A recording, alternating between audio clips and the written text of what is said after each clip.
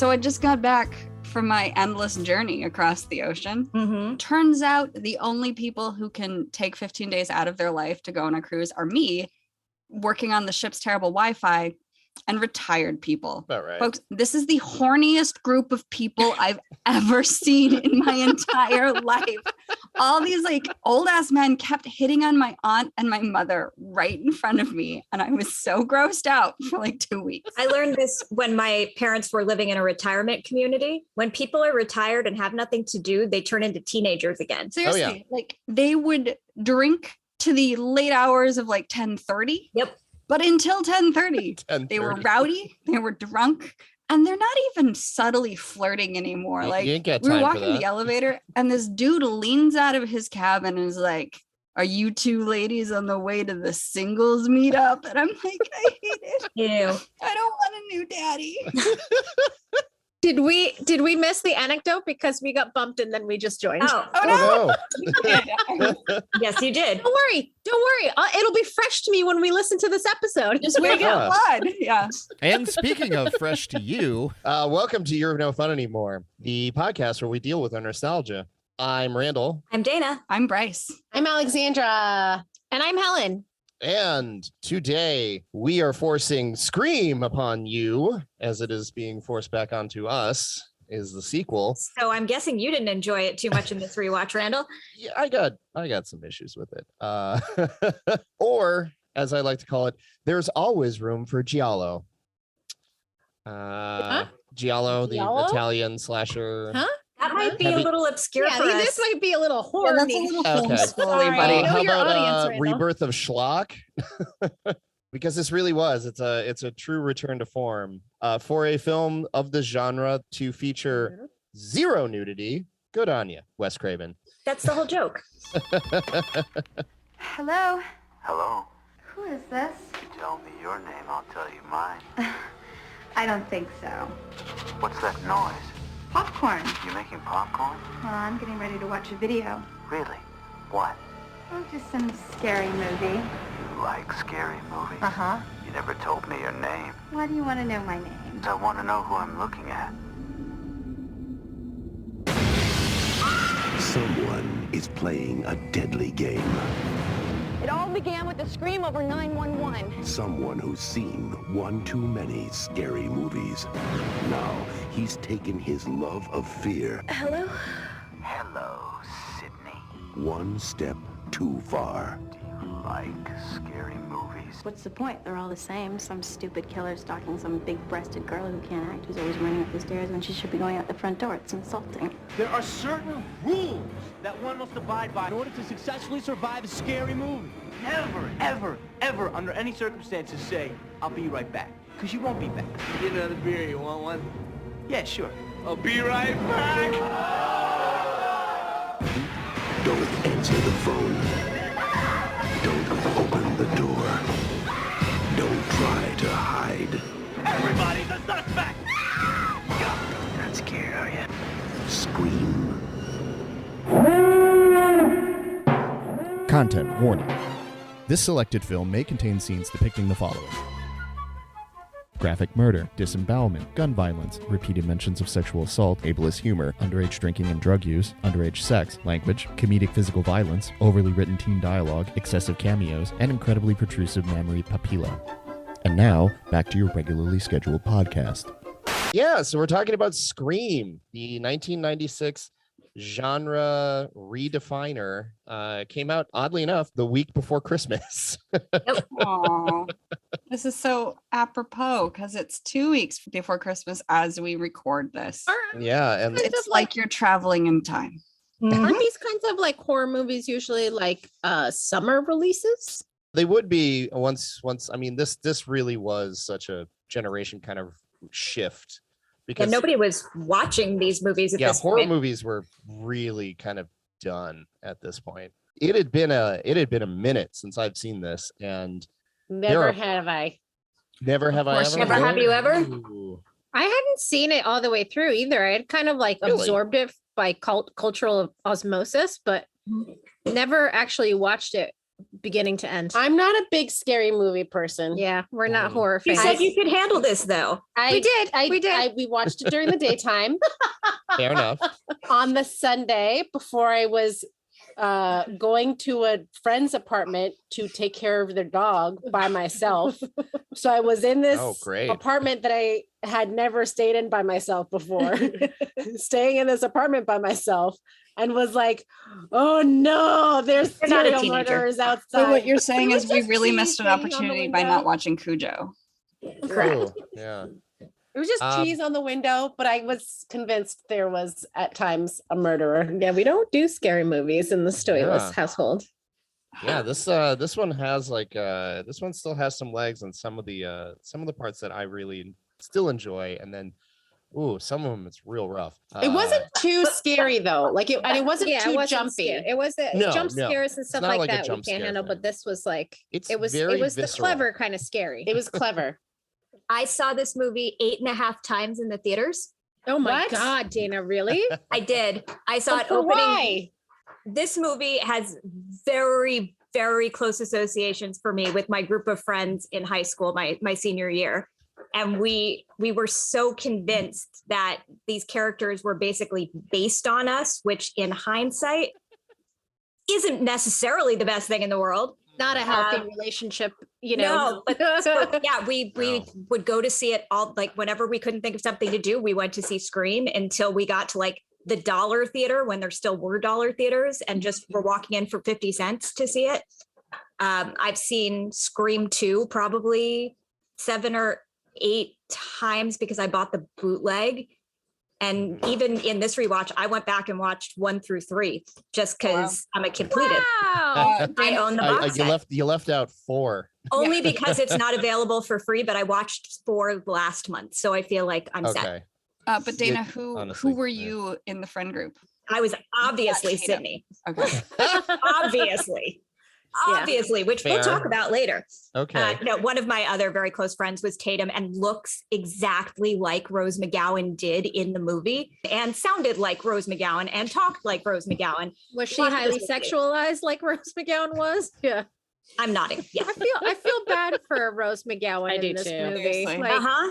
Hashtag justice for Tatum in this one. totally. Well, Yeah. I think. Well, here's the thing, though. I like for that role, which should have been just like the throwaway girlfriend role that gets murdered from that. She does so much with She's it. really good. Yeah. Yeah, she Well, is. but also she's a good friend. She's supportive. Like she allows herself Yeah. to be sexualized, but also like what teenage girl doesn't? Yes. Like, when yeah. you're discovering your sexuality, who doesn't use it in ways that aren't necessarily healthy? Oh no, I felt more bad for Rose McGowan, the actress, having Yeah. to like play fair. that role than I felt for She killed Tatum it. being overly That was, sexualized. but that was her breakout role. I so know, that I was- know, that I was a big know. one. But Well, she you went know? on to Jawbreaker after this, which is Yeah. another Yeah. movie where her character's like ridiculously sexualized and she still manages to kill it. Totally. Well, Yeah. It's pretty much everything Rose McGowan did. I can't think of too many roles that Rose McGowan has played where she wasn't boobies first. I know. And she Right. she was in a shitty situation, you can tell. You know, she was being kind of like used by the studio system and Harvey Well, Weinstein specifically. And now that we know This was about more Marilyn Bob's Not that early project. on. Dick, Yeah, This this is is before all of that. Bob's project. Right. While Harvey, yes, is attached to this because it's Miramax and actually technically Disney's, because Disney had bought out Miramax. They had formed Dimension to kind of basically dump all their genre garbage into. And Dimension had kind of had some middling success, like they did The Crow, but this one put them on the map. Yeah. It absolutely crushed. And I think which is all of the Rose McGowan stuff didn't come until like Grindhouse, Right. which was much, much later. That Right. was like in the 2000s. But since we're going to talk about this, we should talk about the fact that this is 1996, and let's get into the year. It's a time of transition. Honestly, like this summer would have the series finale of The Fresh Prince of Bel-Air, the show that introduced us to the young rapper and actor Will Smith, and a short, like 2 months later, would introduce us to Will Smith, the box office superstar, because Independence Day was the biggest movie to come out. Mhm. Oh, I Banger didn't year. realize it came out when they Yeah, it was still really had quick. just off the air. Wow. Yeah, talk about a transition into now you're a superstar like that. Yeah. that I mean, really that show launched was it. also on for a while too. Yes. you know? Yeah. Thankfully, because I loved it. Yes. Continuing with the transition theme, one of the largest entertainment companies on the planet, Blockbuster Video, with over 3,000 locations across the United States. I still have my Blockbuster card. Yeah, they're fresh off their buyout by Viacom a few years previous. They were purchased for $8.4 billion. Oh my God. They finally merged their parent company and rebrand all of their retail stores this year to simply Blockbuster. This would also be the last year Blockbuster would post a profit for nearly a decade. Yeah, 96. Most of that profit also was including the ever-growing cash cow that was their late fee system, which would peak at nearly $800 million in profit by the year 2000. Late fees sucked. Yeah, I they got did. stuck with late fees all the time. You can thank late fees for the birth of Netflix. I remember like driving up to a Yeah. Blockbuster like late at night and using that night drop-off box and being like, please count. Yeah, please don't charge get it me in there. for the Yeah. extra day. Yeah, they probably actually did make the people want to do Netflix because Well, that's why So the what- owner stated that he got a late fee on, I think it was Apollo 13, and he said, "Fuck this, I'm starting a new company." I've had my Netflix account since 2000. Wow. Netflix and me may be the longest continuous relationship in my life. Well, speaking of excruciatingly long relationships, the long and torrid tabloid-riddled separation process between Lady Diana is finalized, and her divorce to Prince Charles is complete. This was a long process. On Prince Charles' insistence and against his mother's wishes, the Queen, she lost her styled title, Her Royal Highness, but she did retain Princess of Wales. That is according to all the arbitrary and archaic rules that regulate royal titles. Of course, this would be the last time the royal family would push out a incredibly popular member of their married kin. Never right? again. Right? We Yeah, learned never. from our That would lessons. would never happen again. Over in Japan, the new home video format DVD is first released to the consumer public, though mostly for music videos. The first 4 major films to be released from American studios were from Warner Home Videos, and they are Blade Runner, the director's cut, nice. The Fugitive, Nice. Eraser, and Eraser? Assassins. Right, well, Wow. two good selections, 2 not so great selections. Yeah, so those are the That would be very a real first, while, though. the very first DVDs to be I sold. don't And even know the other two. and in a consumer electronic marketplace dominated by cellular pagers, Motorola releases the smallest cellular phone to date, the StarTAC.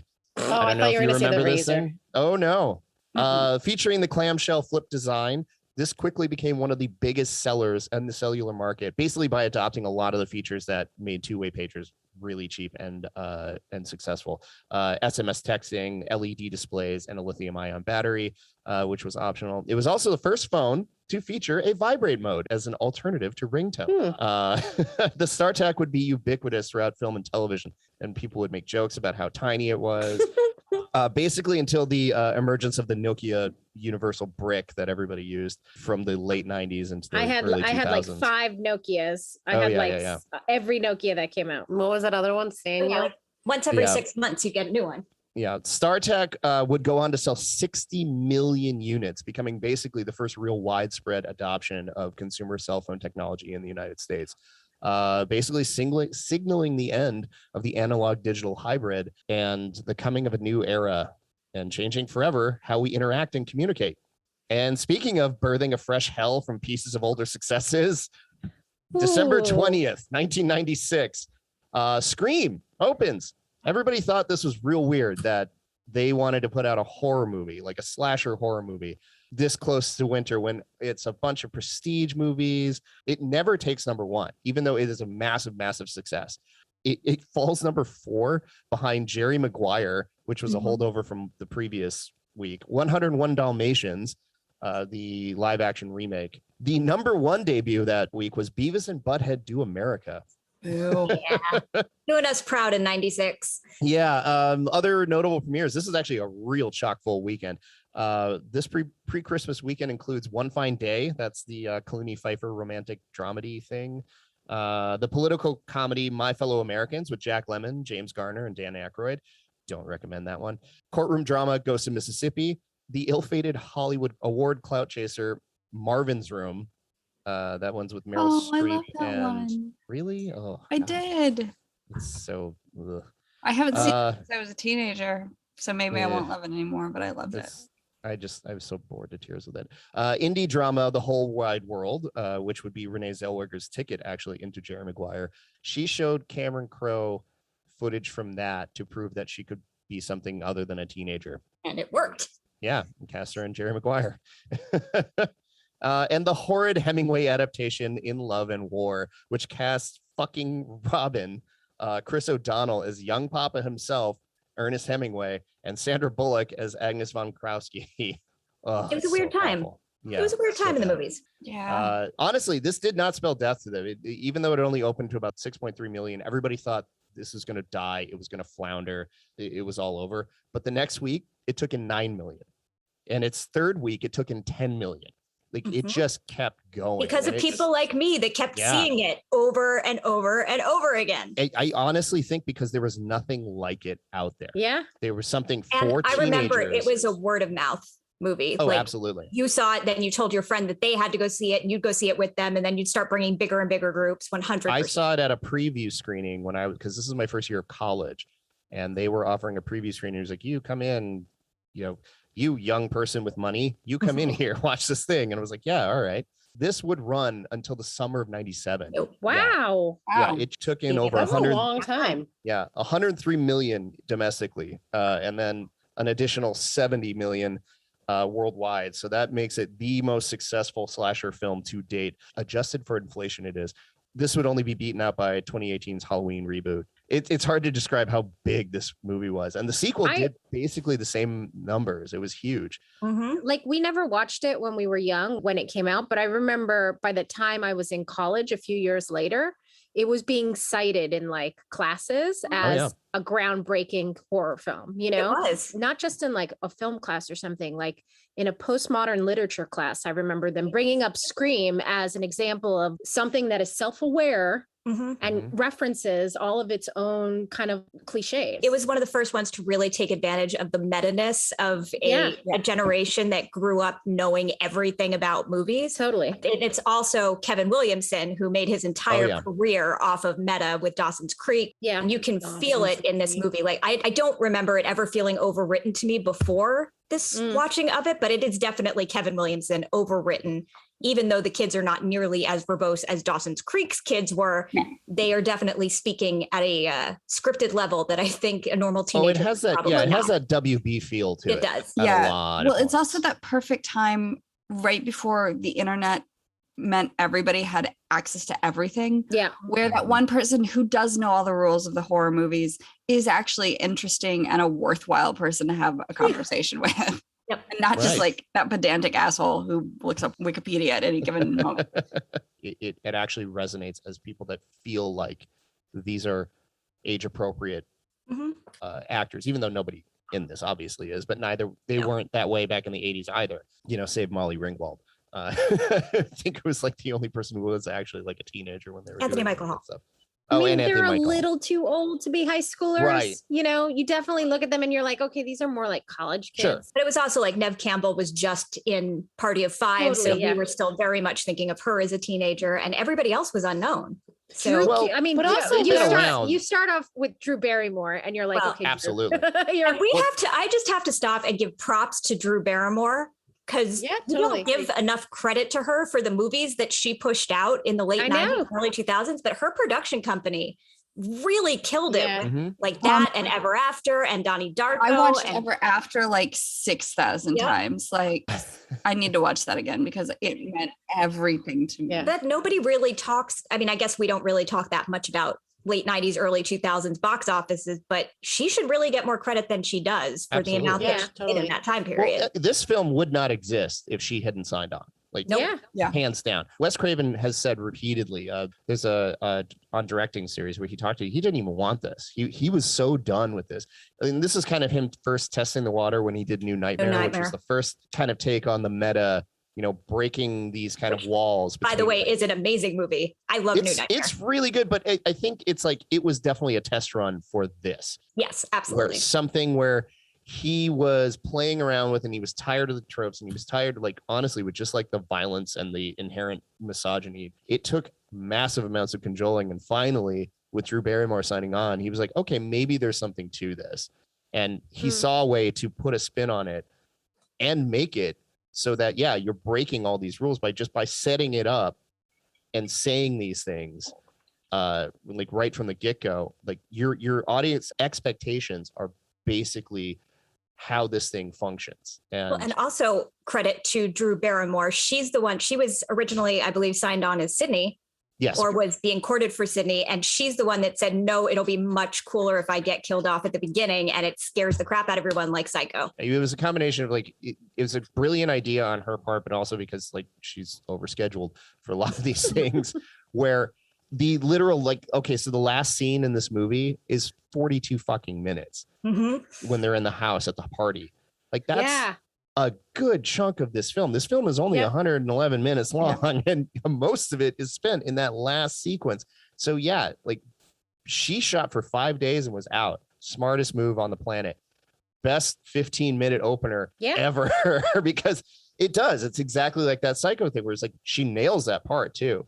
And you know, it's great. It's this wonderful little moment of, you know, these two people basically getting disemboweled in the first 15 minutes. And it sets you up for how violent this movie, like how gory it's going to be. And they apparently had to, Wes got yelled at about. I was about to say, I couldn't find the director's cut to watch, but I watched the director's cut multiple times, and the amount of time that he stays on that open intestine is excessive in the director's cut. Like you can see the intestines. They yelled at him about it, and he had to cut it down a lot to just like little glimpses of that one. And I remember seeing a photo of the Drew Barrymore body, hanging, like the double that they made of her, and it was grotesque. Like it is disgusting. And we watch a lot of, like, you know, crime procedurals and Bones especially is well known for, like, when you're eating dinner, you see a dead body that is like completely gross, and it's always like a liquefied corpse. Yeah. And we're like, why are we doing this during dinner time? And I just, like, the goriness aside, the emotional impact of that scene was like through the roofs,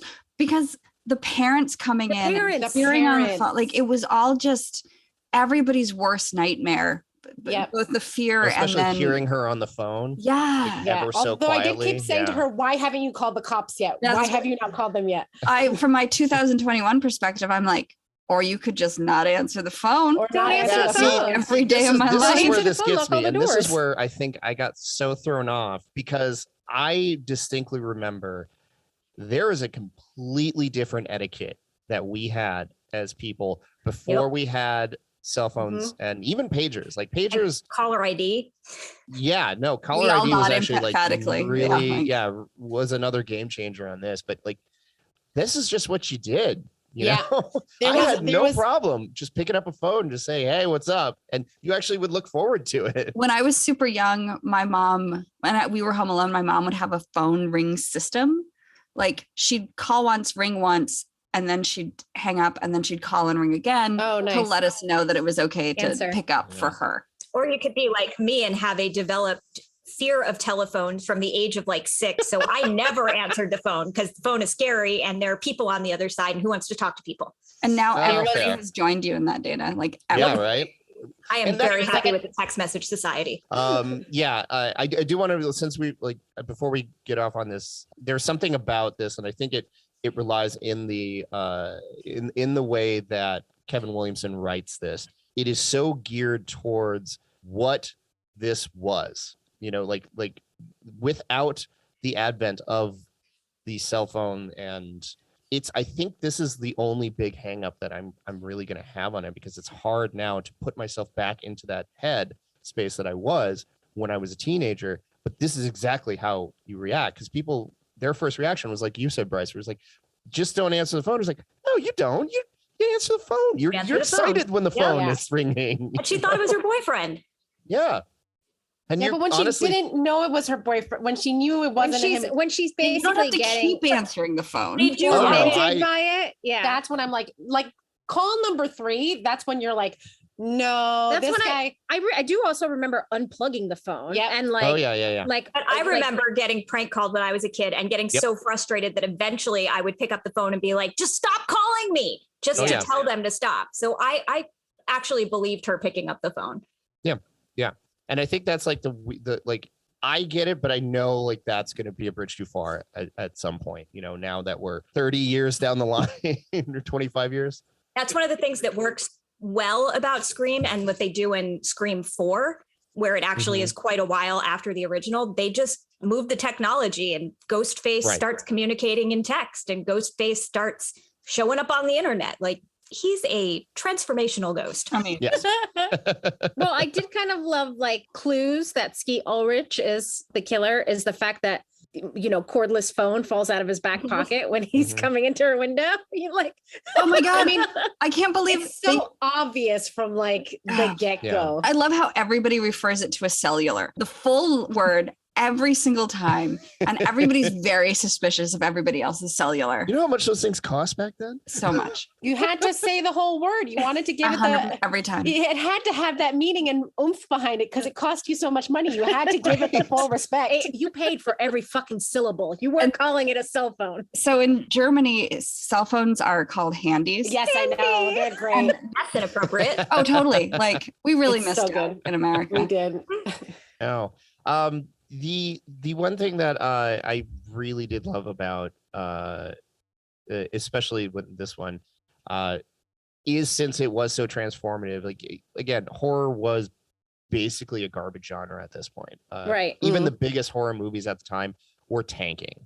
Wes Craven's own, you know, creations weren't really doing that well. And I think he was basically on the outs at this point. He was trying to move away from a lot of this stuff. And I think because this is all like straight to video, you know, schlock, there weren't room for a lot of big name actors. And frankly, you know, most of the time when you run across these like slasher films, it's like, this is everybody's first movie kind of thing, you know? And everybody here had like some TV credits. I think it was really smart of them to put this kind of level of talent and to just let them play.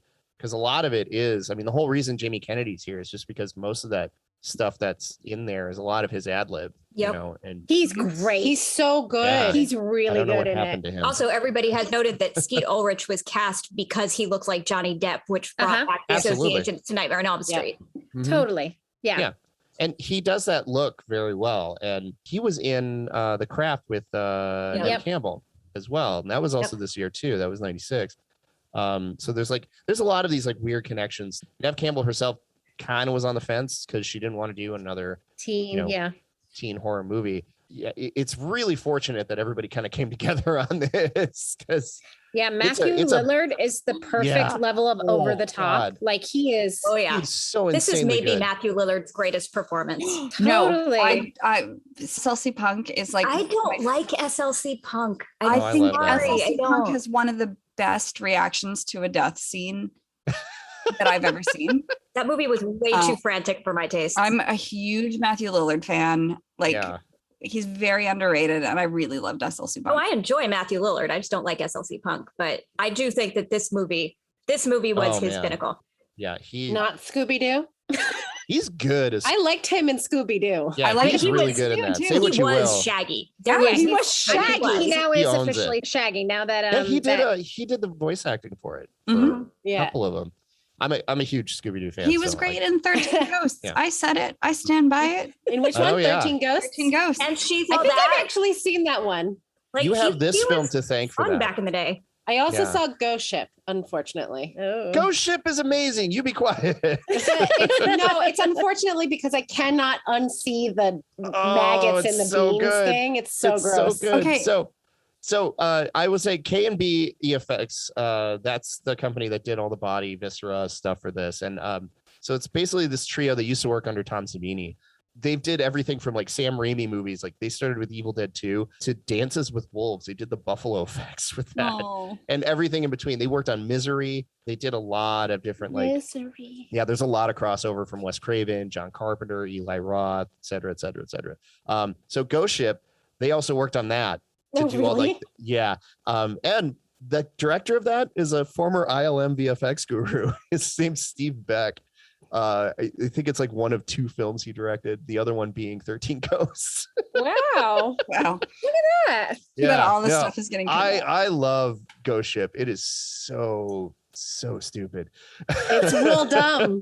It's real dumb, but it's so much fun. Can we talk about Scream some more? Yes, Yeah. I'm going to talk about Scream because like the first big shock of all the violence, there's a big lull that kind of comes into it, and then it's really drawn out through performance rather than actually showing. Yeah, So- it's not, the movie in general is not about the violence. No, It's there's really not a very big body count here. No, and as far as slasher films go, I mean, that first God, still guys, is you must bad, be but- desensitized. I'm sorry. No, This no, is no. I mean, I know you insane.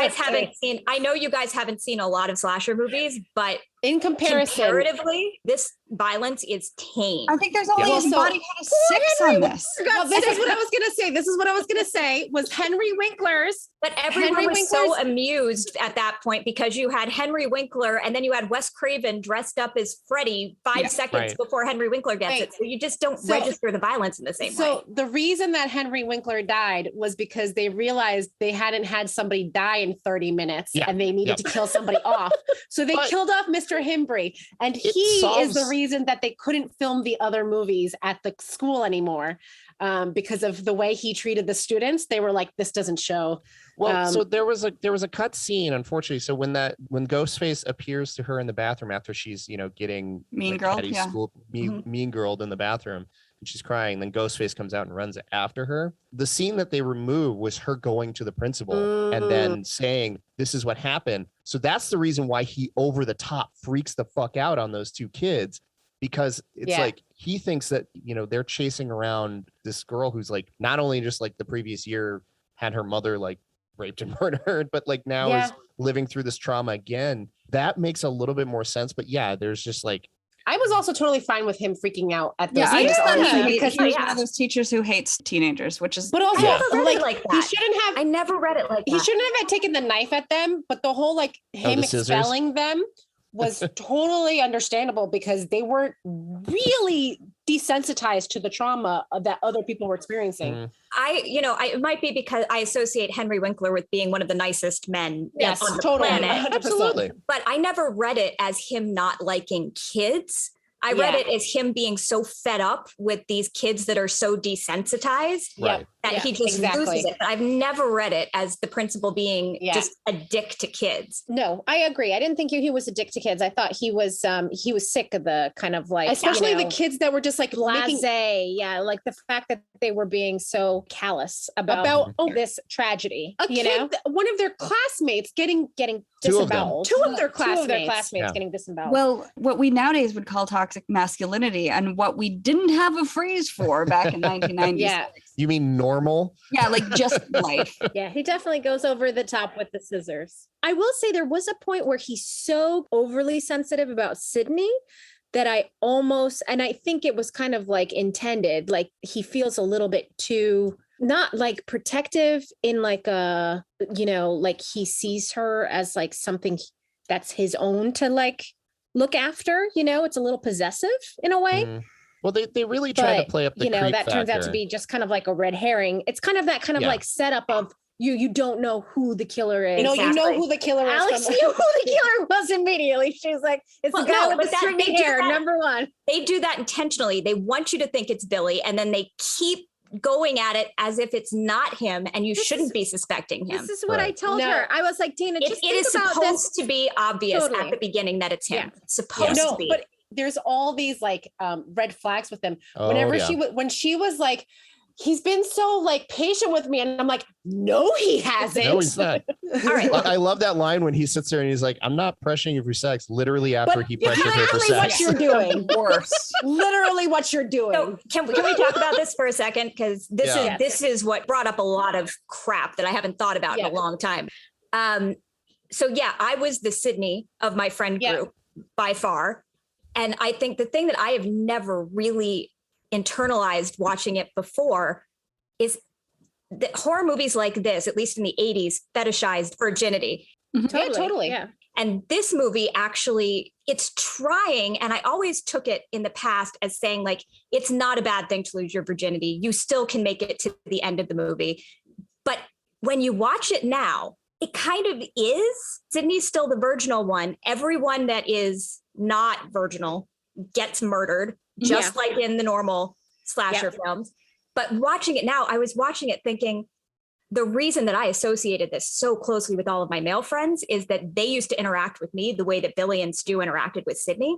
Yeah. Watching it now, I'm like, that was actual horror movie behavior. Yeah. Yeah. That I didn't pick up on when I was a teenager. Yeah. I thought, and my friend group thought was totally chill. Yeah. I mean, that was also a lot of that era too. Yeah. You know? That was very normalized. Well, and And unfortunately, even if yeah. Sydney wasn't an actual virgin by the end of the movie, she was the good girl. And then Right. there was exactly. there was the good girl and there was the bad girls. And Yeah. like, even if our definition of what that is changed, that movie still rewarded the good girl. Which is actually, and we haven't even touched upon Courtney Cox and David Arquette Right. yet. I was just going to bring up Which is Courtney actually Cox. why I love Gail Weathers, because Gail breaks every single rule. every stereotype. Totally. Yeah. She doesn't pay for it. She always bounces back in the end. I mean, she is the bitch, but she's a bitch with a heart of gold. Yeah. This is why I love Courtney Cox. At that time, this was like way out of left field for her. Mhm. This was like, peak Friends. Can you peak imagine Friends. So this is like a Friends cast member saying fuck? yeah. Also, just being that brazen about, I'm exploiting teenagers for my own fucking personal gain. Totally. I'm using the rape and murder of your mother to sell a book. I don't give a shit. But she's very much like, this is the real world, honey. Yep. You know, like this is the world we live in. So And the funny part is that they become, as much as they like kind of hate each other in that, through the series, they become way more Friends. connected. Yeah. Kind of. They're never really friends. No, they're never friends, but they are very connected on the same, like They're they very still have connected, the ultimate goal, which is survival. Well, I think And- you judge it by the punch in each movie.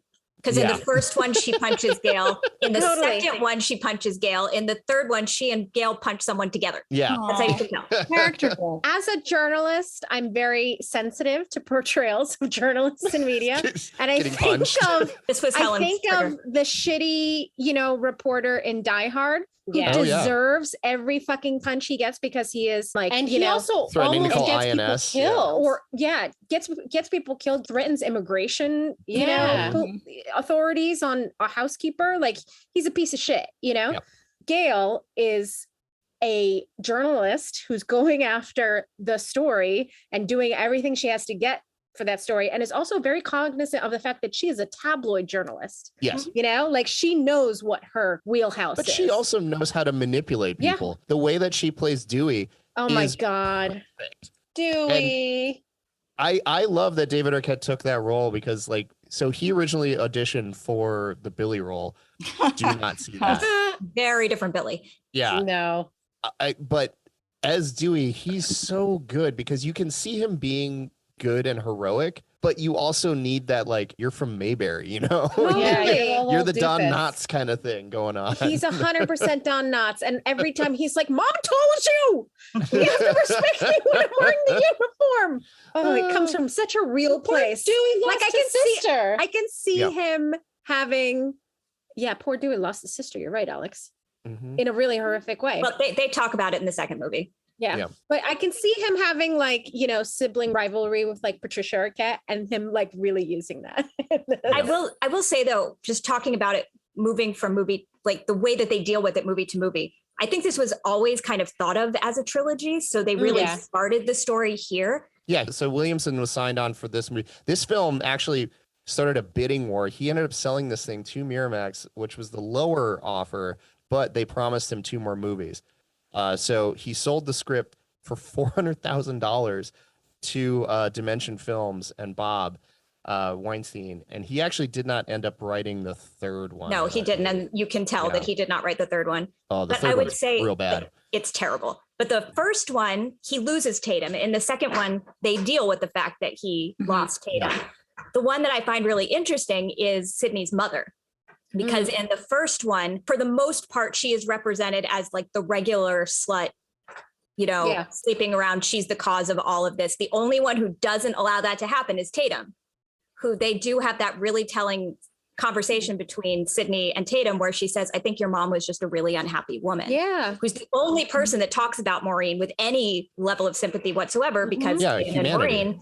Yeah. But then as you go on, as you go through the movies, by the time you get to the end of it, you find out that Maureen was actually raped. She was not just when she was murdered, she was a Hollywood actress who went to a party and got raped by people at the party, got pregnant, had a baby, and then came back and tried to live her life in Woodsboro. So I appreciate that they actually eventually they get to justice for Maureen. It just takes 3 movies, and I think it was about 5 years to get to the point where you have a full enough view of these characters that you see them as people and not puzzle people. Yeah. I was honestly really impressed with the way that Neve Campbell's, the way they kind of dole those little pieces of her story out through this, and it's little bit by little bit by little bit. So there's no blatant exposition dump. Like normally in a worse version of this film, the reporter would come by and just lay it all out in front of that scene. Instead, you get a little bit of that when you see it on the news,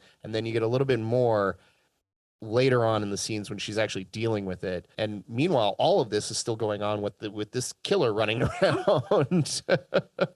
It strikes me as so odd that this isn't the first screenplay that Kevin Williamson wrote, but this one was the first, I think, to go into production, and then holy God, did the floodgates open. Because after this, man, I think I saw all of them. I'm pretty sure I saw every single ripoff of Scream. Oh yeah, he also wrote I Know What You Did Last Summer, and that was a bit. Urban Legends came out. Halloween H2O was right after that. I just rewatched Urban Legends recently. That movie does not hold up. It's not, none of these stuff. Like honestly, like Swim Fan. Swim Fan. That was like the 2000s. Yeah, that doesn't really fall into this. Yeah, like The Faculty.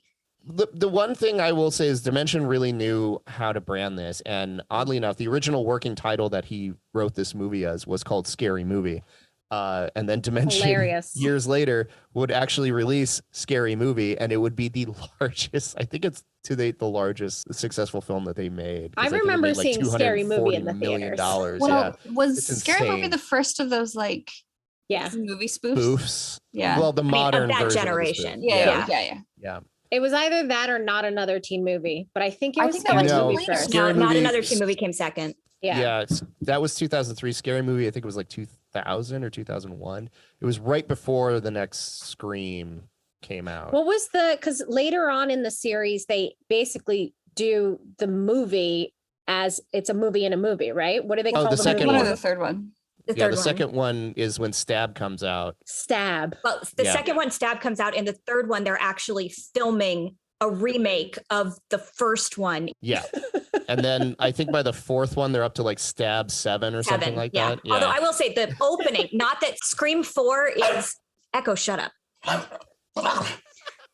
Scream 4 is not a great movie, but the opening is such an awesome take of the opening of Scream 1, where it's just an opening in an opening in an opening in an opening. Is that the one with like Tori Spelling? I forget who the first two actresses are, but the first two actresses fake you out. It turns out that they're in a movie. So then you see two other people watching that first movie, Kristen Bell and Mila Kunis, I think.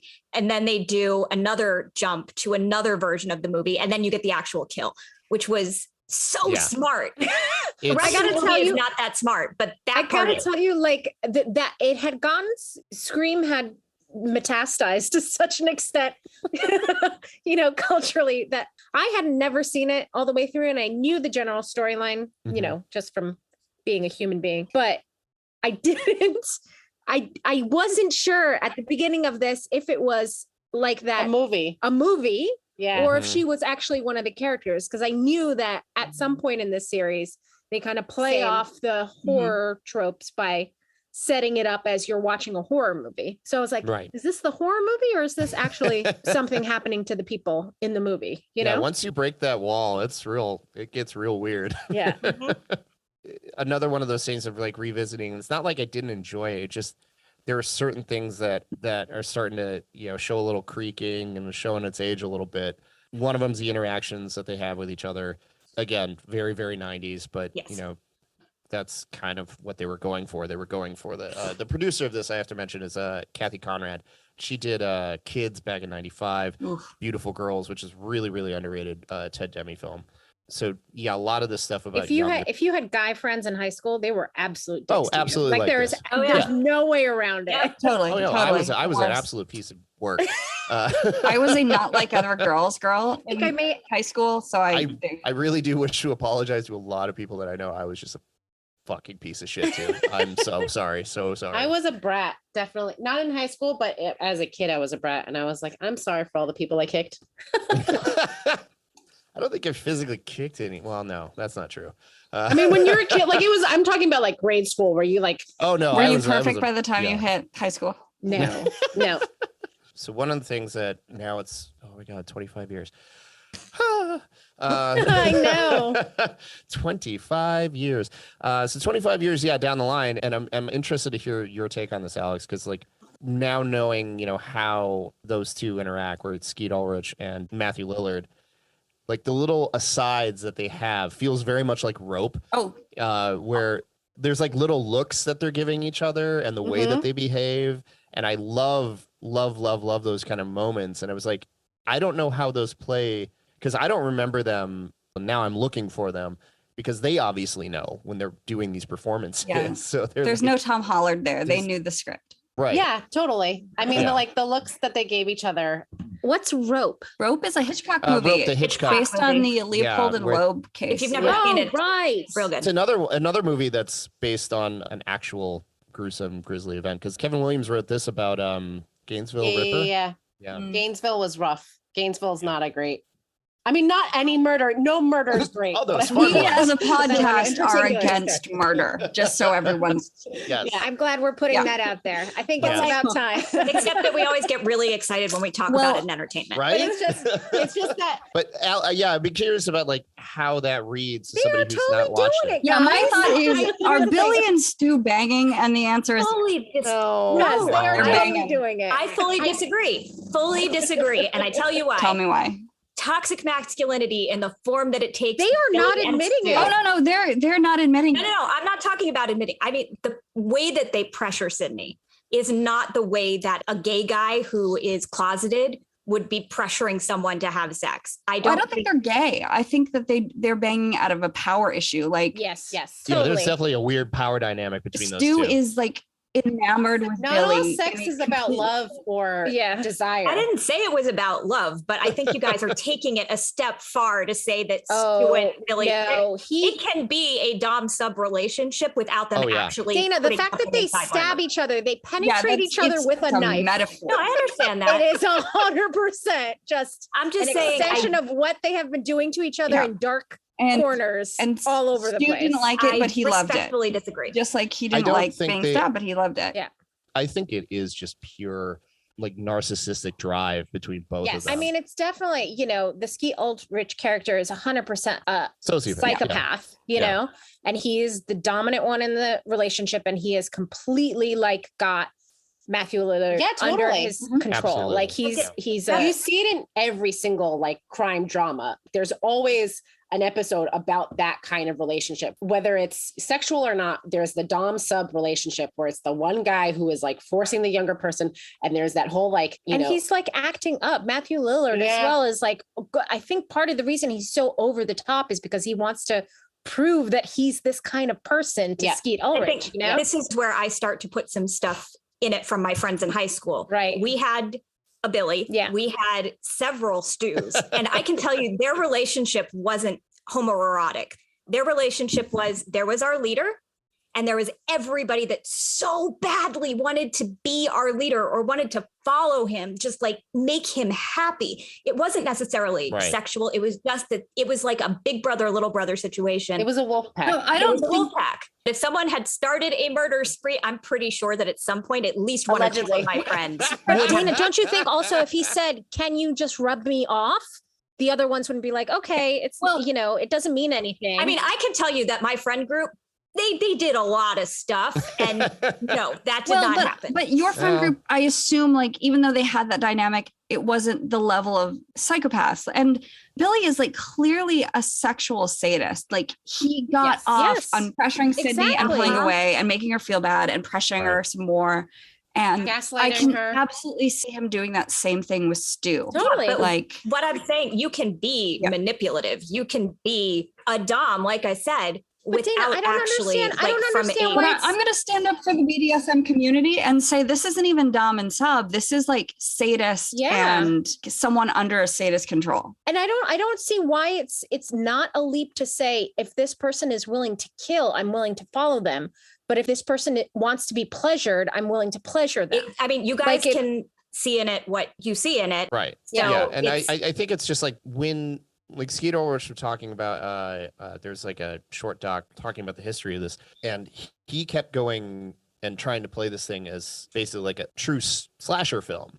So he's trying to be as serious, and Wes was like, hey, we're still trying to have a little fun here. And so you get a little bit of that, and which is, I think that's that good play where you have the balance between him and Lillard, and they're both having fun with it, and you can kind of see that they're shooting each other like these little moments, and the way that they read each other even before the finale, just like sitting around the fountain when they're talking about all the viscera and they're making the horrible puns, and you could tell he's kind of pissed, but not really. He's just more pissed that Neve Campbell's getting upset and running away. It's not that he's upset by the actual behavior. He doesn't actually care. Yeah.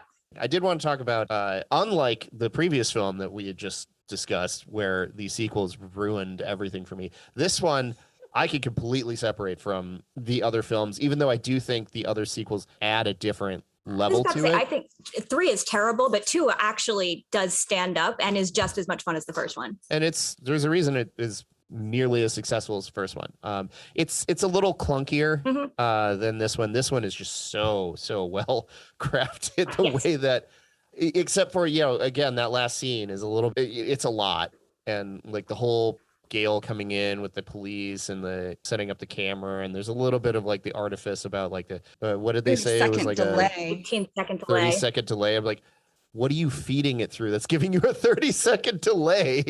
Come on.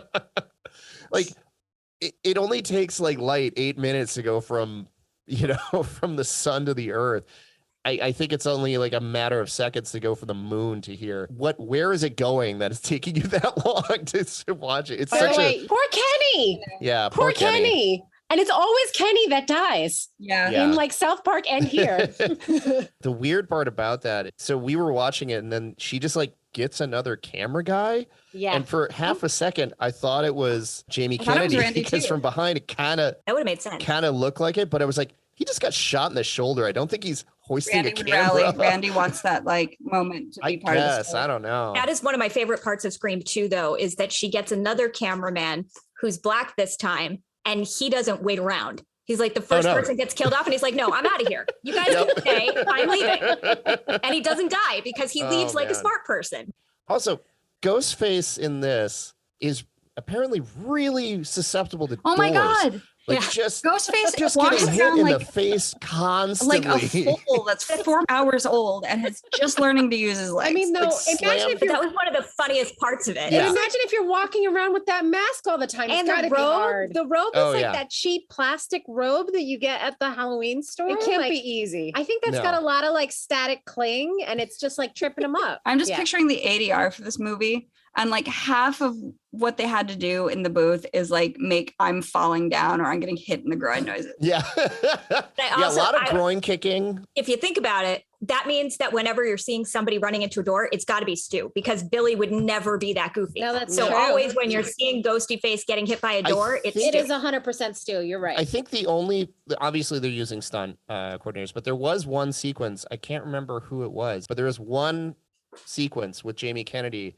where it's actually the actor in the really? Ghostface outfit. But most of the time it's just stunt performers. But I kind of take it for granted. Like Billy is the actual psychopath who does Sure. all of the murdering, and Stu thinks it's just super fun to run around and chase people in the ghost outfit. So yeah, he's definitely like, because that's some Scooby-Doo shit right there. Like Oh, when he's totally. running around the apartments Yep. or the houses, just like acting like an idiot. So, quick question: who do you Yeah. think actually killed Tatum? It was Billy. It was Billy. Matthew they said Lillard or that. Skeet Who did they Ulrich? say that Because was? there's debate about it. Isn't Stu with everybody in the living room? In the living No. room. Oh, No, no, he that's right. He left. He left right before that. And he is still acting goofy because he gets hit in the face with the freezer Yeah. door. Yeah. He gets hit with the bottles and the balls. And They never explicitly said who actually killed her. No, they don't ever say who kills who, except for he admits to killing Maureen. Maureen. I say the only one Stu probably killed was the principal. And Stu would kill the principal because killing a principal is legendary principal. for that kind of dude. Fair. I know there's like a whole wiki on like the Scream franchise, which is how I found out like the 21-day shoot that they had to do for scene 118, which is the entire last party scene. Wow. 21 days to shoot that thing. Well, there is a lot of coming and going. Like Yeah. for a house party, people Yeah. are like entering and leaving. That kind and of like, happens too, though. No, it's Yeah. true, but mostly people like come and come and come and come. That's what she And said. this is like, yeah, for a teen movie, totally. Thank This is more like people slowly like trickling out. Right. But I mean, especially if your party's going to devolve into just everybody watching movies. Everybody was there to just drink. They've moved on to like going It's out to like true. park, or they're going out to like the field. Everybody's staying in the side who wants to watch horror movies with Jamie Kennedy. And when everybody leaves to go see the dead body of the principal or whatever is like, that totally would happen. Yeah. Yeah. that's so gross, though. You assholes. That's absolutely 100% what would happen, though. That's that whole like what is that Stephen King The Body Stand By Me. Stand by me. It was like, hey, do you want to go see a dead body? Hell yeah, let's go do it. I did like how hard the women fought Yeah. back. Yes. Yeah. Like I thought, they really did a lot of groin kicking. I mean, I we know mean, that. Nev Campbell, But also- Sydney is like a badass, especially when she Headshots. like They're making a lot of headshots. Yeah. Like it's a lot of banging in the head. Popped him and- right in the head. That was Yeah. great. in the end, she's like, "Fuck you, dude!" Like, Yeah. That's another one of the interesting things that they do if you watch it as a trilogy. Yeah. Like in the first one, Sid's a badass. But in the second one, Sid's a traumatized badass. And in the Yeah. third one, Sid's an agoraphobic badass that is on the phone with a women's organization because she wants to help other women through trauma. Right. That's one of the other things that I really appreciate about this movie is they take it more seriously Yeah. than a lot of the other ones because you actually I know that Halloween does something very similar when they bring back Jamie Lee Curtis. Yeah, but that's not a healthy. It's not version. healthy. No. She is But definitely fucked up. They definitely deal with the fact that it's trauma, it's sexual Yeah. trauma, it's a lot of really horrible stuff that we have fun watching as a movie, and they're goofy movies, but they never forget how serious it you is. did not have fun watching it. I don't know Yeah. how you get over Aw. the fact that you had sex with your mom's rapist and murderer Yeah, before he Well, Yeah, tries that's to real kill fucked you. up. I mean, she ends up that's a lot of therapy to That's- get through. in the second one, she ends up letting her Oh. boyfriend die because she thinks he might be the killer. Oh. You know what? And Good for realizes her. after the fact that he's Good not. for her. Like, take care of yourself first. Build self-care, people. Letting her boyfriend But I die. think that's one of the smarter things that, having somebody as experienced as Wes Craven do something like this, where he knows when to turn on the camp and when to keep it pretty serious, where he never treats the violence as comedic. Mm-mm. Like when people are being assaulted, even when it is played up, like that whole ending when they're like stabbing each other and he's just getting overzealous into it. It's brutally violent. Mhm. Yeah. It's everything outside of it that is allowed to be a little bit tongue in cheek. And I think that's what helps us along. I was going to say is he was originally slated to do the remake of The Haunting, the 1963 film, The Haunting. That film originally went into development hell when it was Stephen King and Steven Spielberg doing the collaboration. So they were going to have Spielberg directing, Stephen King writing it, and then that got abandoned. Wes Craven picked it up. That got abandoned. And then John DeBont finally ended up making it in 99.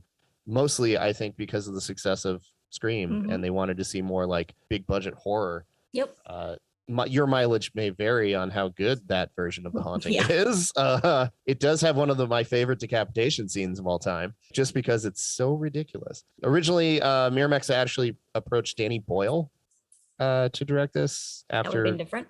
Yeah. Also, George Romero didn't get it. Sam Raimi didn't want to do it. Robert Rodriguez didn't want to do it. Thank God. I love Robert Rodriguez, but he is a utilitarian director. I don't think he would have taken the time to really it's really a gorgeous kind of movie. Like these long shots of like the sunrise and the sunset, but these like gorgeous vineyards and houses. I do It's- have to say quickly. Yeah. What the hell does Sydney's dad do to afford that house? That nice vineyard. Yeah. Yeah. There's some shady stuff Yeah, going definitely. on there. Yeah. So casting wise, this really hinged on Drew Barrymore. Without her, this film would not have got off the ground because Wes Craven wouldn't have jumped back on. Wes Craven kind of pushed for Neve Campbell after seeing her on television. Thought she would be really great, especially just kind of doing that strong, resilient, but still innocent. Other notables besides Drew, Reese Witherspoon, Yep. Alicia Witt, Brittany Murphy, Claire Danes, Huh. and AJ Langer. Both of them were on My So-Called Life. And oddly enough, the screenwriter Kevin Williamson was thinking Molly Ringwald, but at that point she was like 27, Yeah, Molly Ringwald like was. way too old. I mean, at that point, actually aged out of teen movies. yeah, and that's exactly what she had kind of. So, I would also note that all of those people you just mentioned were in horror movies after Scream. oh yeah, absolutely, Yeah. I mean, this really did, resurrect horror movies, didn't it? Into the absolutely. This again, like this was a dead genre basically. This was box office poison. No one was going to come to these kind of movies. And now, like, horror movies are nonstop all the Yeah. time. Unfortunately for me, in commercials. I think it's I think it's a really good it's a good place to really hone your craft. Horror films for me have always been the result of what can you make happen with as little as possible. Mhm. And that makes you be creative. You really, really have to dig deep. And if it means like really honing your script and making a solid like 80-minute thriller, you do it. Why is it necessary to have so much viscera, though? Could you do that without the But that's viscera? fun part. Well, that was the thing. Wes Craven didn't want to do another like really gory, violent. He got his start in The Hills Have Eyes and like the really gory stuff that he was doing with that, and he just wanted to kind of get away with it, and he drags right back in. Which Just when you think he gets out. So Rose McGowan's part, there were a lot of different people that were lobbying for that. So Rebecca Gayheart also auditioned for the role of Tatum. Oh my God, how old was she when this came out? Rebecca Gayheart, she was in Scream too. Oh, Yeah, Rebecca she was in the Gayheart second was one. the Noxzema Noxzema girl, girl. wasn't she? Yeah. Okay. Not Marsha Gay. I was thinking Marsha Gayheart. Oh no. Very different. Yeah. And Courtney Cox, obviously, she really, really tried hard to get it, and thankfully she did. The other people they were courting, Elizabeth Berkley, but they had a lot of backlash because she just finished Showgirls, and they wanted to steer clear of that, which is really unfortunate because I really love Elizabeth Berkley. Janine Garofalo turned this down. I think that could have been an She interesting. would have been a fun gal. Yeah, an interesting Gale, way more cynical. Yes. And then apparently Brooke Shields as well. I don't see that. I could see it. That was around Suddenly Susan when she was making that big comeback. I could see it. Okay. I could yeah. see it. The Jamie Kennedy part, which he absolutely nailed. Originally read for Breckenmeyer, which totally see because they're basically interchangeable at that age. Also, Jason Lee was in the running. Seth Green was reported to have been there too. Seth Green and Jamie Kennedy again interchangeable. Yeah, pretty interchangeable in the 90s. I will say, I don't know if anybody else in the world watched this show, but there was a show on the Disney Channel. I can't remember what the name of it was, but they followed 5 actors or performers or musicians or comedians for like 6 months to try and see how their careers were moving forward. Brandy was one of them. Danielle Harris, who was in the Halloween movies, she was one of them. And Jamie Kennedy was one of them. And Jamie Kennedy on that show, it was like 2 or 3 years before Scream. And I remember so vividly, he was destroyed because Hollywood didn't want him and he couldn't get anything. And the whole show followed him, like basically deciding whether or not to pack it all up and go home because he was having such a hard time. So I remember when I saw Scream like 3 years later, I was so happy for Jamie Kennedy that he made it because I had just watched him have such a difficult journey to Hollywood. So I've always felt like I root for Randy on a different level because I think I was probably the only person watching that show. So I feel like Jamie and me, we had a connection. Yeah. Aw. Oh, and also like for the Tatum part, Charlotte Aina, I don't know. She was in Jawbreaker, also with Rose McGowan, and Melinda Clark, who was the one in Dawson's Creek who played the bad girl? No, Melinda Clark was in Spawn and Return of the Living Dead. What's 3. her name? In Abby or Michelle Williams? Michelle Williams. She's Michelle thinking Williams. of. Yeah. That she did Splice. Also, fun cameo, not just Henry Winkler, which you can see kind of his leather jacket in the closet when he opens it, which is a nice little nod. But the reporter that runs up and starts talking about all the really disgusting, violent behavior. Blair. That's Linda Blair. Oh, so adorable. I always love Linda Blair. She is absolutely brilliant comedic wise. Like, if you ever watch Repossessed, she's hilarious in that. Yes, she is. But the voice, the iconic voice, has not changed for the duration of this, and it's by voice actor Roger L. Jackson, who most famously is known for a ton of video games and television, but I think the biggest other character besides Ghostface is Mojo Jojo from Powerpuff Girls. Mojo Jojo. Yeah, that's him. I love the Powerpuff Girls. Oh man, it's got to be so much fun to just be like, all right, so the two voices you're known for, like, Oh my god, I love a super it. cerebral killer monkeys villain and Brainiac, yeah. Brainiac villain, and then a Ghostface killer. Oh my god, a lot of fun. That's awesome. And you skipped right over Liev Schreiber in his. Oh my god, Liev yeah. Schreiber! Why is Liev Schreiber in this for such a throwaway scene? I don't know, Randall. Did you pull the story on this one? Because I know the story on this one. No, but it starts as a throwaway, but because they bring him back in the second one. Well, Did they so- know that they were going to do that? No. She was a friend of the director's, and they needed someone to just be in the picture of Cotton Weary. So he agreed to just be the picture. And then in between Scream 1 and Scream 2, he became recognizable. So they just went ahead and gave him part in the second one. But the Scream was actually his first movie. Was it really? Yeah. Yep. Oh wow. It's so I crazy love because he's Liev just like, Schreiber. oh man. And Liev well, and Schreiber. that's I in between Scream 1 and Scream 2 was the Hamlet production at the Public Theater, where I fell hopelessly in love with Liev Schreiber. I recorded his line readings from Scream 2 and used to play them when I was psyching myself up for auditions, because I thought he was so good. When there's a scene where he like jumps up on a stage and he goes, "Could someone please tell me what the fuck is going on here?" And I used to listen to that with every audition. I don't think Echo likes Liev Schreiber. Echo's really into Liev Schreiber. Didn't we see Liev Schreiber once on the street? We saw Liev Schreiber once on the street because we were in the village getting dinner, and he lives down there. And I once almost walked into him because he is a literal wall of man. He's a giant. Like, wall he's of man. huge. Yeah, she's a giant. And he's just like all chest. And I almost walked into his big, beautiful chest, and it was incredible. We also saw what's his name, Jerry O'Connell once, and yeah, He's in the Scream second two, one. like, Yep. Yeah, he screamed too. that's weird. Yeah, there's Oh, I thought you were bringing him up because you knew that he's in No, we Oh, had no. no idea. Yeah, I had no idea. Just It's Sarah Michelle Gellar, who's also in I Know What You Did Last Yes. Summer. I Know What You Did Last Summer. Pacey, Joshua Jackson is Joshua Jackson's in it. right? who was No, he's also always in gonna be Urban Pacey, Legends. yeah. Portia de Rossi is in the second one with Rebecca Gayheart. Yep. not Marsha Jada Gayheart. Pinkett. Yeah. Jada Pinkett's the Yep. one who gets killed off at the beginning. Oh, the second Omar one, Epps. yeah, he's the other guy that gets killed off in the first scene. Dang it. Yeah, They drew some big names. Oh, and Heather Graham is Drew Barrymore in the Stab movie Mhm. in the second Yep. one. Oh, amazing. Yeah, I think more than anything, this just really made it able for essentially just trash genre film to pull in A-listers Mm-hmm. to something like this. And while it was always kind of, in the 80s when it happened, it was because it was before they were famous. So like Jamie Lee Curtis, when she Right. came back and did Yeah. like Prom Night 2, Scream Queen. absolutely. It was always like these kind of homages to, well, this Yes. is where I got my start. So Yeah. gotta love it. And she's still like, I love how game she is to just going back to some of these Totally. things. I really do like the new turn that Halloween has taken, because man, did I suffer through a lot of bad Halloween movies. Well, but I think Yeah. that's what was really kind of refreshing about Scream Mhm. was the level of writing. Like it wasn't kind Yeah. of cranked out the way that a lot of those 90, early, late 80s Oh horror yeah, movies. especially by that time. Yeah. Like they were just kind of like pushing them out before they were actually properly thought through. This one clearly had a lot. Okay.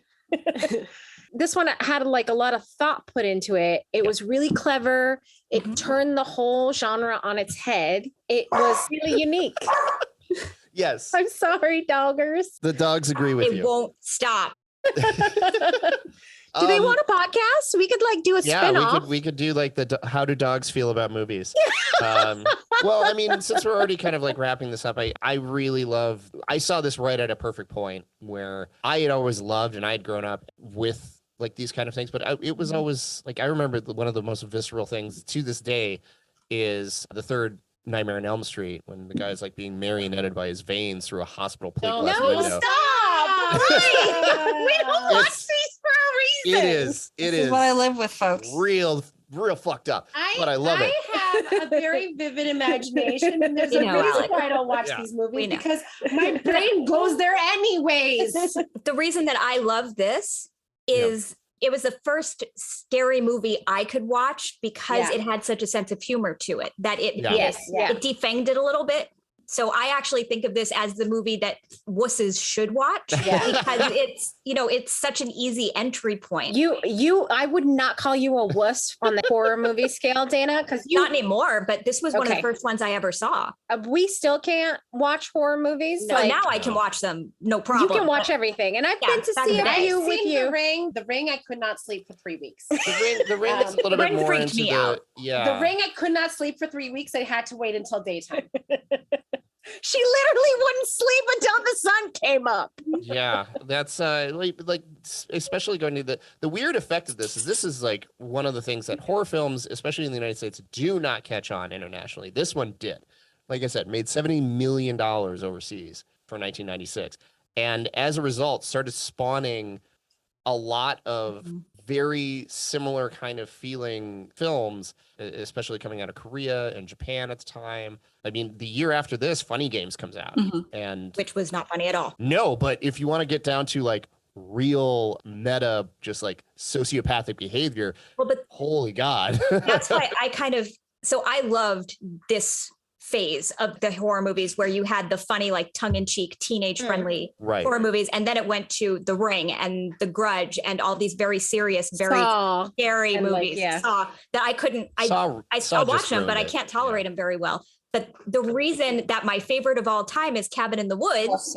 Yeah, I was going to mention Cabin in the Woods took it right back to the humor, but kept it at that disgusting level that they had maintained through the 2000s. So I feel like we will get there eventually. But Cabin in the Woods, peak of this kind of movie. I'm glad you didn't say Cabin Fever because that's... Wait, do you want me to piss off Bryce, Helen, and Alex real fast?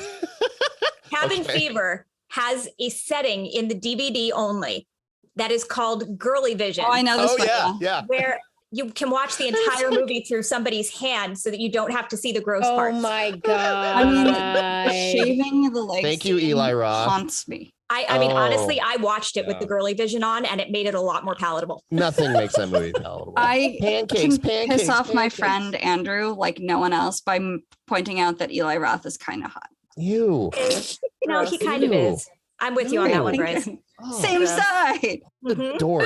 It happens every once in a while. Granted, he's a dork that could kick my ass because he's like super ripped. Yeah. But he's super ripped because he's a dork, and that's like the only option he has. Yeah. I don't know, guys. Do you think it's still holds up? I mean, not being a horror person and not, this was our first full viewing of this and not having any kind of like nostalgia tie to it besides just generally knowing about it growing up in America. I enjoyed it. I thought it was good. Right. Like, I thought it was a clever, smart, well-written, funny, all the acting was top notch. Yes. Everybody was like really bringing great. it and entertaining, action-packed.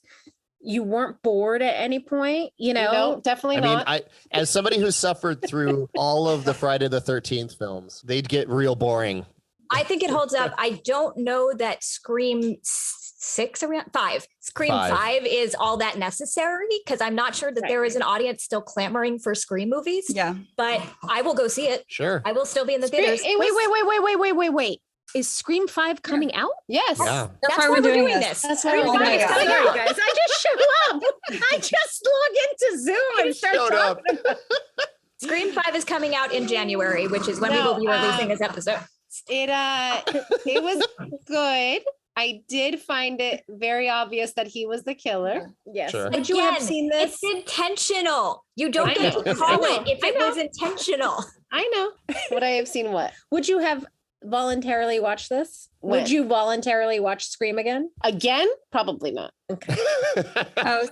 So Would it's you good watch for, Scream good for 2? one. I might watch Scream 2 just to kinda see. curious to I'm watch just kind of Scream 2. curious Fun, to see guys. what they Yeah, are. I think I'll watch Scream Yeah, 2 that is one- fun. I that don't one's way recommend more Scream fun. 3 turns into a slapstick comedy, which is very weird. It So I don't literally recommend doing has Scream. Jay I and Silent more Bob in want it. to watch though the other Matrixes. No, So that we can don't watch do Matrix it. more. I mean, you can have fun with that. No. Completely I I different. just listened to that episode to like write up a thing. Randall gets so upset God, about it's the so other like It's so why? bad. Why? Anyway. You're just sitting in a Okay, room. Randall, and he's I have yelling, to he's talk like, about "No, how we're I gonna feel about create this the-" film. No, Shut up. okay, yes, Shut up. sorry. I think the plot super holds up. I think some of the character stuff would not happen the way it did if it was made today. Yeah. But you know what?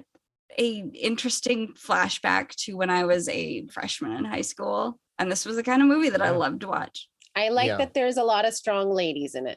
Yes. Yeah, And that is- also, I'm very happy that baggy sweatshirts are back.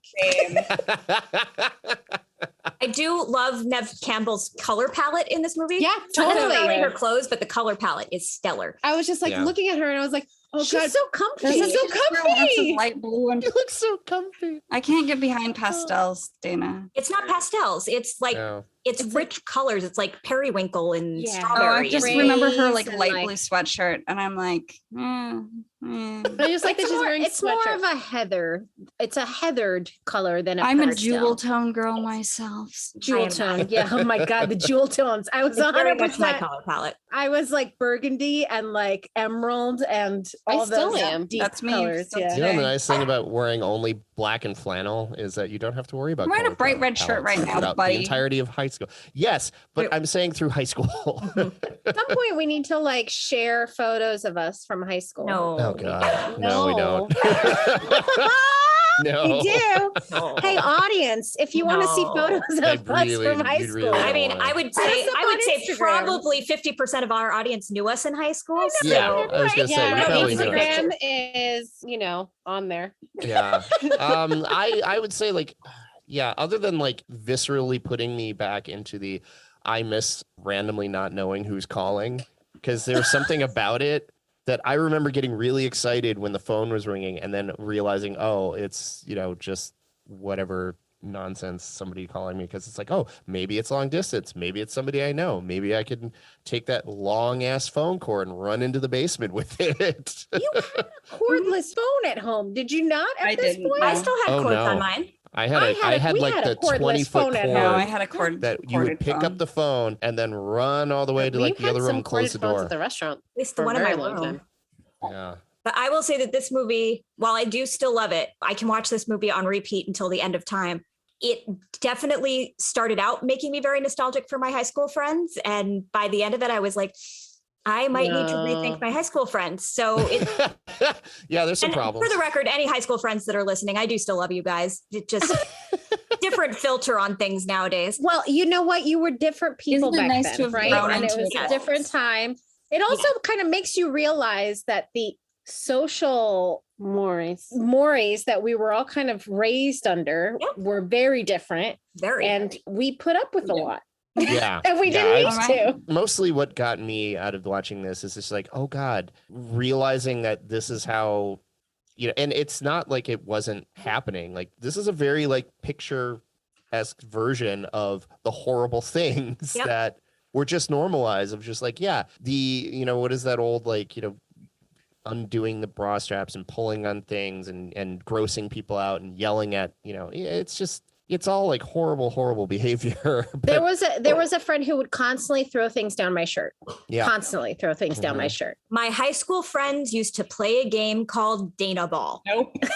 where they would pick me up and throw me from one to the other. This was a regular occurrence. Different times. Yes. High Yes. schoolers Our are favorite game terrible. was, I don't even remember what it was called. What was that game where we would all sit around in a ring and you would have to wrestle each other? I never the played this. I don't remember.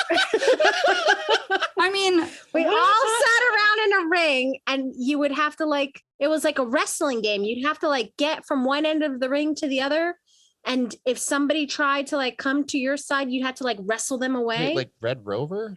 No. It was No? called something, and Okay. it came from like theater trips. Well, that Sure. explains a lot. It was Well, just like okay, it okay, was those like theater Yeah, trips, if but I you're into never did theater the- games, then yeah, It you're gonna usually get did come weird from stuff. theater trips. Yeah. it was I like never an did the excuse drama. to like grope each other. Well, I we never had did basically. massage Yeah. circles, and I'm like, why didn't we Exactly. just make out more? Because Yes, exactly. Yeah. that's all we wanted to Yeah. actually do. Yeah, it's a lot of extra steps Yeah. in between there Anyway. to just kind of high school's I terrible. was not cool enough to be invited into these groups. Yeah, no, sorry, you weren't. Not, No. you're The cool ass you're theater. missing The a lot theater of Does group. like, it sound like we had a lot of fun, Alex? Because you're missing a lot of I don't cringing know. yourself. I'm- later in life. I'm okay Yeah, with it. no, you're good.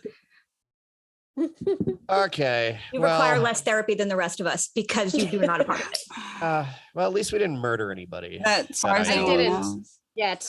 Yeah, as We're far as now we into know, like no. prime murdering like age group, right? Mhm. Is that true? Mhm.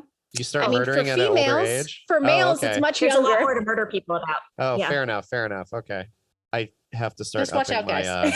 yeah, I was gonna say I have to start upping my arsenic daily tabs. I'm not going to kill you by poison. Are you kidding me? It's the number one form of murder weapon for women. Yeah. Is poison. Listen, Well, I mean, there's plenty of fluoride in the house. You can just slowly Listen, if you poison me that way. ignoring When I was the way talking he about does, it's going to something- be like a fucking knife to the heart. I swear. Okay. Anyway, On that note, have a good night, folks. Stabbing, yes.